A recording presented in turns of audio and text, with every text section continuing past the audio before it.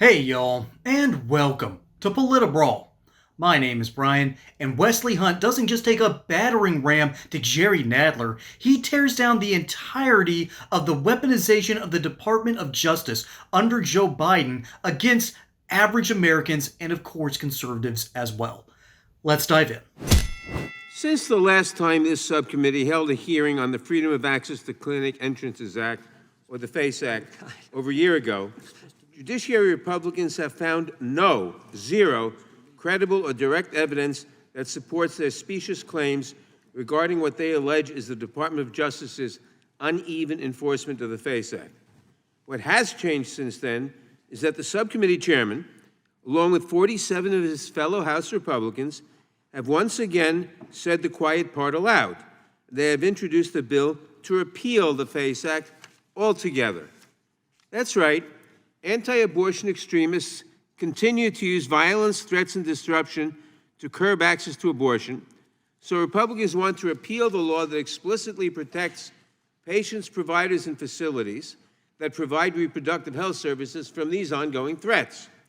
Republicans claim that prosecutors are selectively targeting anti-abortion protesters under the FACE Act and declining to prosecute threats against anti-abortion facilities. But there is zero evidence for their claims. Weaponization, two-tiered justice, prioritization. What do these words have in common?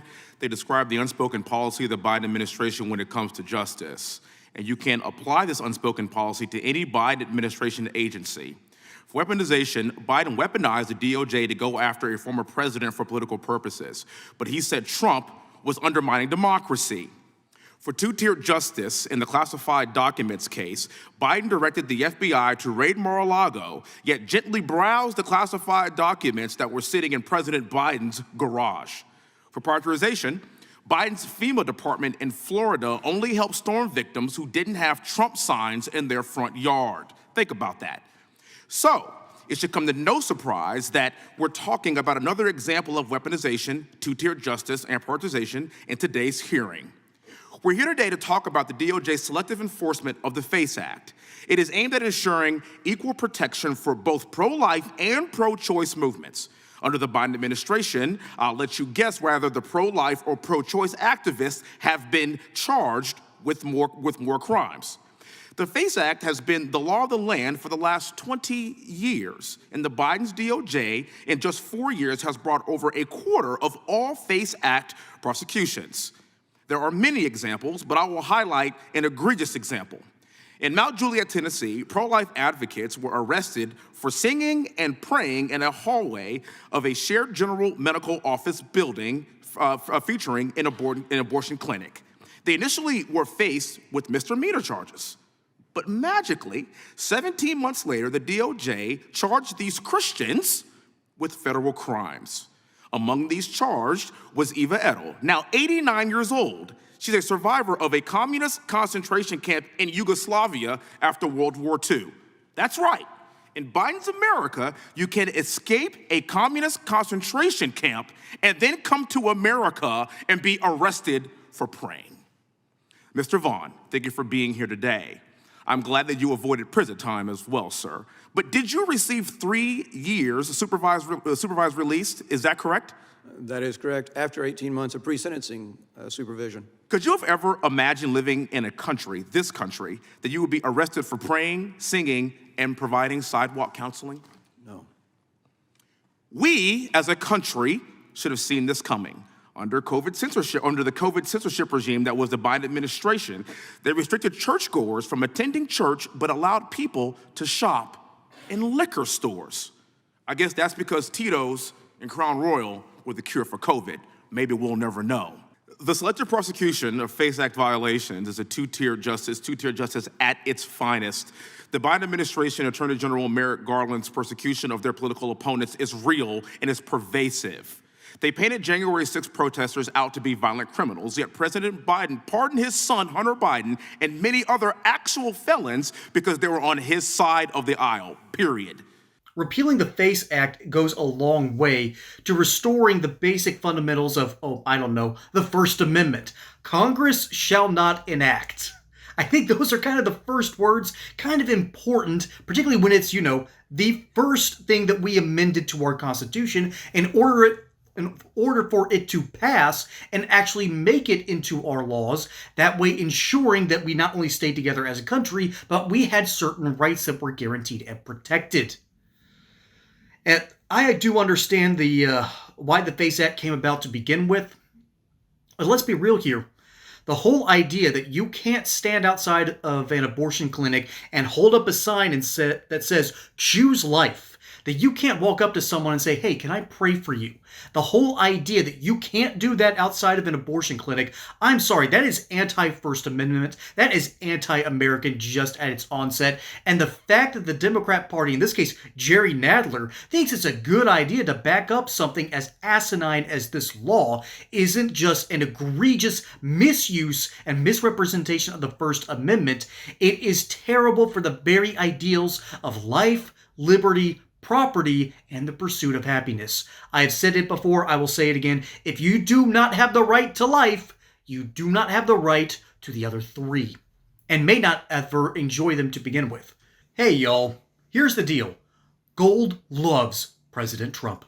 Under Trump's first term, the price of gold soared 53%, and the price of silver jumped 51%. Since the start of the second term, gold has skyrocketed even higher, breaking records and even outperforming stocks. Here's what I like about precious metals like gold and silver. They have been used as a store of value for centuries. Governments can't easily manipulate it. They are used as hedges against market risk and, of course, against inflation. That's why I partnered with the amazing people over at Goldco. Goldco is an award-winning precious metals company.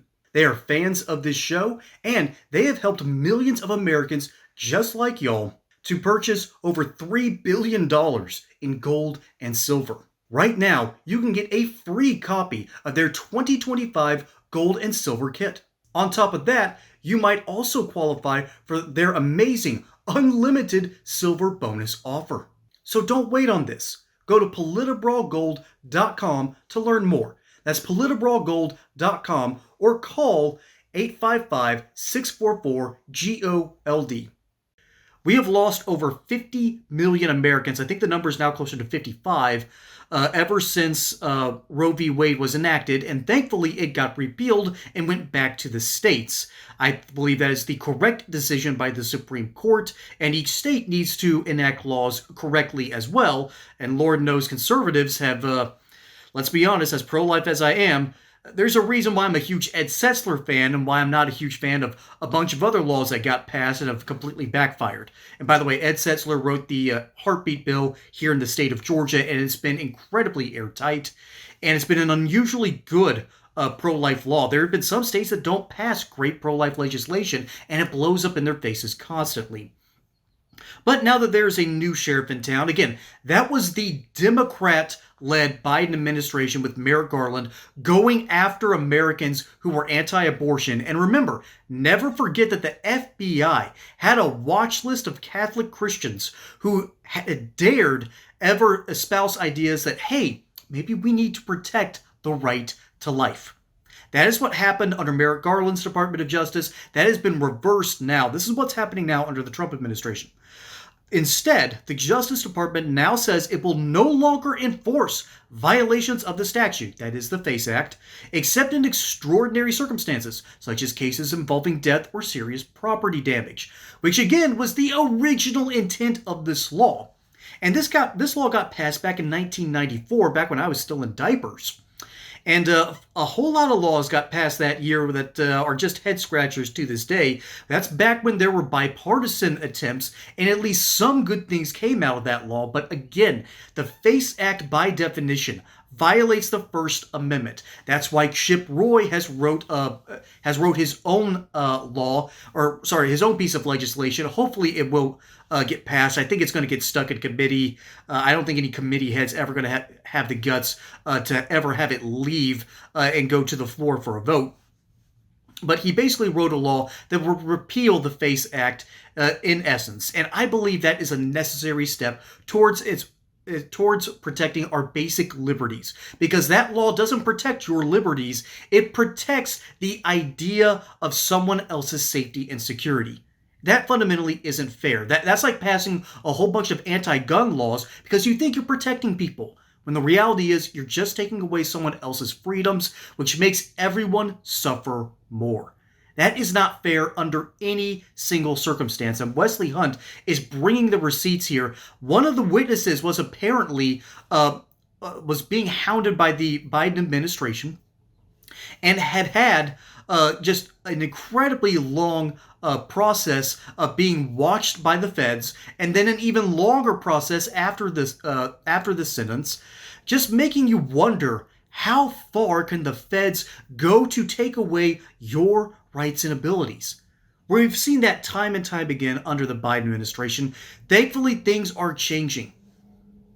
But I don't think they're changing fast enough for some people. And while I'm a patient dude when it comes to legislation, I can't wait to see stuff like this finally codified. That is what I hope the Republican Congress is finally going to start doing before they start getting really antsy about the midterms. Because before we know it, the midterms will be upon us, and it will be a completely different political environment.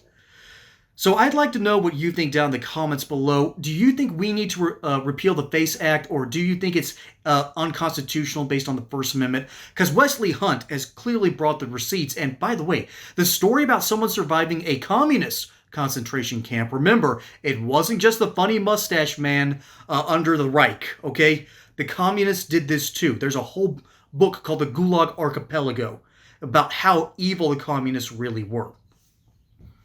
And so we fortunately live in a nation where we have certain rights guaranteed, but not always are they fully protected. This is one of those instances, in my opinion, but let me know your opinion below. Wesley Hunt brought the receipts. He was fantastic here. Jerry Nadler is, as always, defending the indefensible. Chip Roy has brought a new piece of legislation. I believe it's House Resolution 589, a part of the 119th Congress. I think this is necessary. Let me know what you think down below. My name is Brian. Hope you enjoyed that segment here on Politibrawl. Don't forget to like and subscribe. Catch you on the next one. Until then, y'all have a good one.